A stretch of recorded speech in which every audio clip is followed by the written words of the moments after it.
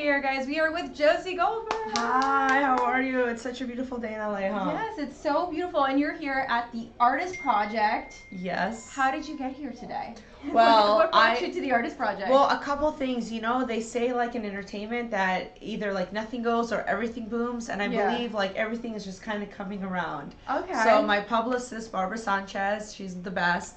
She, I called her and I was like, you know, I'm trying to get on these scripted shows. I want to get a 5 and under. I even, you know, try to work background and as union, and I can't get booked. So I was like, she was like, why don't you go to the Artist Project LA? They'll help you out. They'll do headshots. They'll figure out a look. Talk to Michael, and let's see what we can do. That's awesome. Yeah, because it's so hard, right? Yeah, it's really, really hard. We were talking about like how hard it is as an actor in Los Angeles to get work. So how has the background work been? Well, any cool stories from that? Well, you know, since now, like, I sell real estate during the day. I'm a real estate agent at Rodeo Realty, and I own a brand, and I do horses. You know, I try. What do you do with horses? Well, I do horses. I own and breed thoroughbred racehorses. Wow. So my horse had a baby yesterday. Oh my so God! That's Congratulations. exciting. Where are these horses? So my horses are either at Santa Anita or Del Mar. Wow. Or they're at the farm in Temecula where they're preparing for cool. motherhood. Oh my God. Yeah. So what's the baby horse's name? So my main mare, her name is Spoiled and Entitled, which is the name of your brand. Yeah. So I've had her since 2011. And she won at Del Mar, but you know, just like women, like some women want to work and some women just want to go have kids, and she ran a little bit. She like pops them out like biscuits every year. She loves being pregnant and living on the farm, and you know, so it's that's so cute. Yeah, she's very cute. I love her, but it's expensive, so I have to sell real estate. Yeah, so I was wondering. I'm like, how is she? And like, I have to sell real estate, and I have to work under the union contract, and that's why, you know, Lauren, I'm trying to, you know, even though I'm more of a TV personality and I love reality TV, it's hard, you know, there's no union fees, so I've been trying the last year to get onto like The Affair, Fox 911, like all these shows, and even I call my background company, like I'll be available 3 days a week. I just can't get in. I don't know. I manifest. It's just, I don't know what's going on. I just can't. LA is so competitive. But, you know, something that I did because, you know, being out here, I was in New York, I was working a lot. And out here, I work a little bit because I do have a lot of followers. So it's great that people will just call me. But still, auditioning, it's really, really hard. So a lot of times I just make my own content. You make your own content? I make my own content. You should do a show with your horses. Really? Yeah, I would watch that. I would go on YouTube and watch about like how to take care of horses. Like, that's huge. It's just that, well, my brand was featured on Dr. Phil like a year ago, like my clothing. But it's so weird because I started my career, I'm 36, guys, and I'm 20. I started my career in 2000. And I had 7. That was also the year of the pig. So it's funny how everything's cyclical.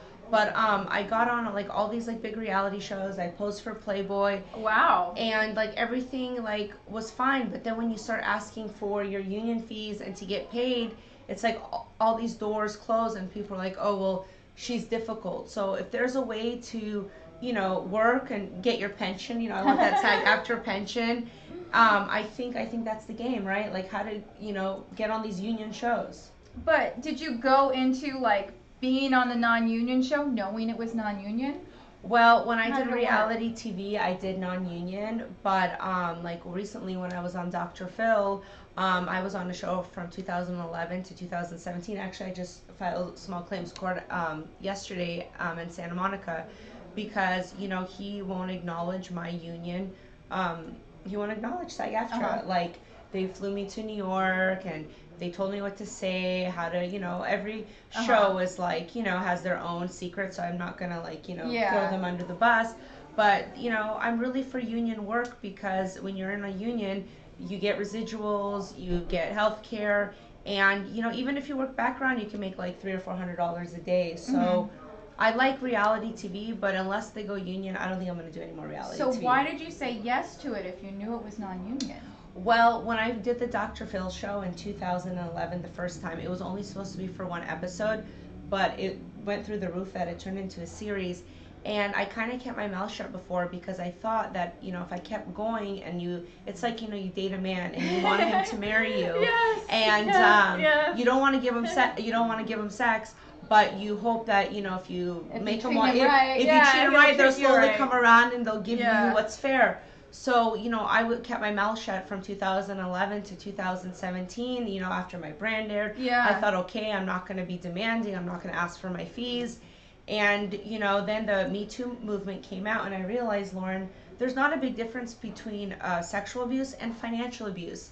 And there's a reason why, you know, us actors have our union status, and that's because we earned it. We pay into our union, and when we go to work, that's our livelihood. And like, I feel like financial abuse is very like prevalent. Do you feel like you're financially abused ever on any shows? Not, you know, I mean, not really. I feel like a lot of times, like, it's like you have a choice. You know what I mean? Yeah. Like, and a lot of times, like, I would love to go do a lot of these reality shows or work on them, but because they're non-union, I know I can't. So I feel like that's a problem. It's a problem, yeah. You know, that's like a problem with like the SAG actor. Yeah, but even with my own content, I get nervous because, like, you know, I'm SAG, but I do make my own videos. So, like, technically, it's like a hard thing. Like, unless you're doing brand deals, you know what I mean, then you'd have to file paperwork, is kind of what I got. But it's such a fine line between, like, what's legal and what's not legal. Yeah. I went to this mixer for SAG-AFTRA last year, and I met our president, Gabriela Carteris, and I said a joke with her. I said, shoot, I met all these, like, famous people, but the only person that I never got to meet was Aaron Spelling. And she said to me, you know, Aaron would have probably liked you, and he would have written you into one of his shows.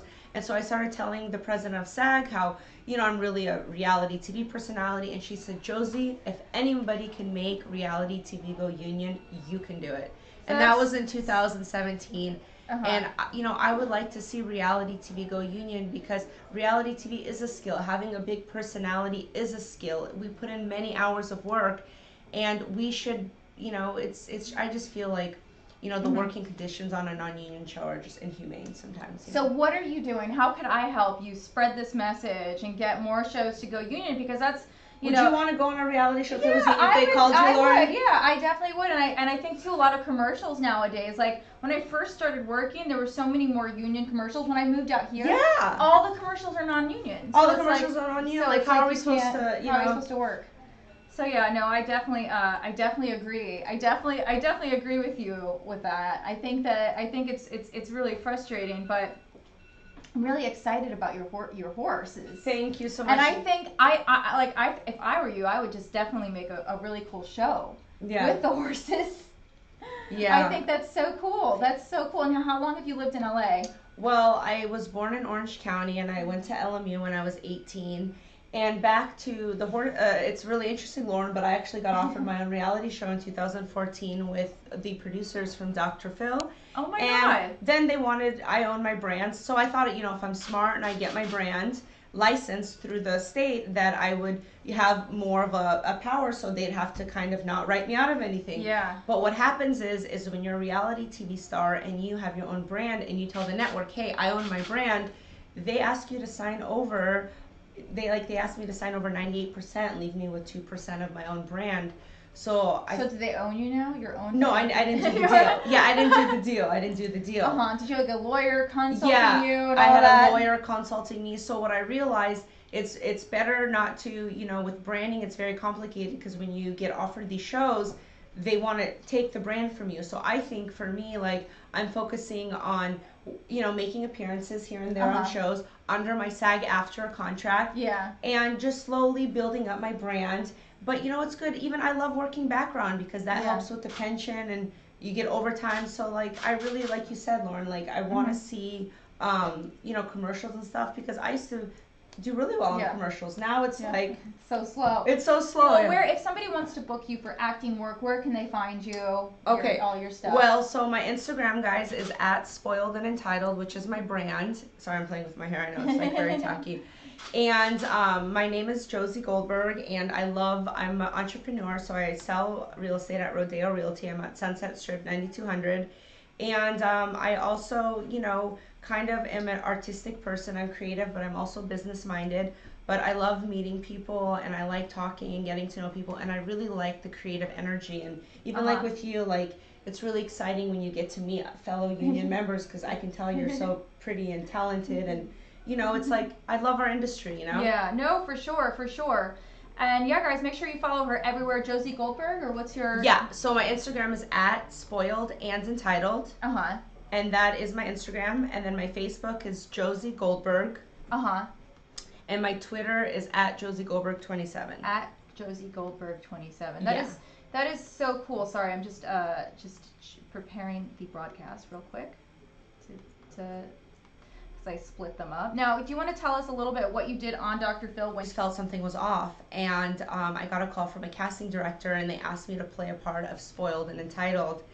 And I was, 28 years old at the time, and the casting couch was going on. And, honestly, I think, when you meet a guy and you like him and he likes you, and things kind of happen organically, that's normal. But I wasn't looking to get used and abused by men, and so when I would meet a famous director, producer, I always ask people to give me an AIDS test, to tell me where they went to college, bring me flowers. Yeah. I'm not a virgin. So were you guys engaged? Well, he was what do you call it? He was Orthodox Jewish. I'm conservative Jewish, so we kind of had an arrangement. Anyways, yeah. Long story short, we had a bad falling out, and I'm sorry. Yeah, well, to be honest, that's how relationships are, though. They're so hard, especially in LA. I feel because there's so many people here. Yeah. It's so hard to find a good guy. Yeah, and it didn't bother me because I'm twice the size. I'm 5'10", and he was 5'8". He wasn't 6'2". Do you have a lot of guys now reaching out to you? Are you single? Can you talk about your relationship status if any of the viewers? Well, yeah, I'm dating somebody, okay. But I'm still single. I don't have a ring on my finger, so until I'm married, I just I enjoy dating and getting to know people. Yeah. But basically, I told Dr. Phil that the casting couch is going on, Lauren, and that's why my career's had delays. And Kelly Catrone, she's a famous publicist, she started telling me that there's no casting couch, that I'm mentally sick, that I should go to the Bob Hope Center, and Dr. Phil's wife was laughing at me, and they were just telling me that, because I was saying how, I believe, Lauren, there's three ways to make it in Hollywood. I believe it's through nepotism, through marriage, an A-list director, or through the casting couch, and that's what I said. It's really hard, It's hard. I haven't been in a lot of those situations. I mean, some of those situations definitely with some producers, and I totally shut them down. And I hope, and I'm just hopeful. I'm very hopeful that it's different if you have chemistry, right? If they're a producer and they treat you well and they like you and you get for sure, yeah. But it's different when you the guy wants to take you out and you don't even like the guy, or you don't even know the guy, so it's true. That's true. And I feel it happens both ways, and it's part of the business, it's part of life, I feel. It's not even just in the acting world. It's in every single business. There's always some kind of sexism going on. Yeah, but what I like about Hollywood is we're the only industry that really still has romance. I like meeting executive types or actors or athletes, because when I'm dating professionals on JDate or Tinder, they want to hook up, or they go to the bagel joint or the Cheesecake Factory. I have to say that I like dating in Hollywood and industry people because they still try to woo you. That's really good. Do you get wooed a lot by? Oh yeah, definitely. Do you like getting stalked? I like getting stalked. No, I don't like getting stalked. But anyway, it was so great to have you on here. I have to run, but we should definitely. I want to see your horses. Definitely. So maybe one day. Yeah, we'd love to. I would love to check out and see these horses. I love horses and I love animals. But guys, make sure you follow her. What's your Instagram again? At Spoiled and Entitled, and my horse hopefully should be running. I have a horse. Her name is Maya Balabusta. She's a Jewish horse. Amazing. She's a Jewish horse. That's her name, Balabusta. Yeah, so she should be. Is she gonna get bat mitzvah? I think I'm gonna bring the rabbi. The last time I brought the rabbi, I won some big races at Del Mar. So yeah, I'm gonna call the rabbi for. So yeah, I hope we get invited to the party. Course. Are you gonna lift her up in a chair, or I don't know? Maybe in June or May. I'm hoping that my horse gets to the races, but I'll be hosting a Spoiled and Entitled event at the racetrack. Hopefully, awesome. Santa Anita, so I'll definitely invite you. And definitely. It'll be cute. You'll have fun. Awesome. All right, bye guys. Bye. Hold on. Okay. Sorry, I just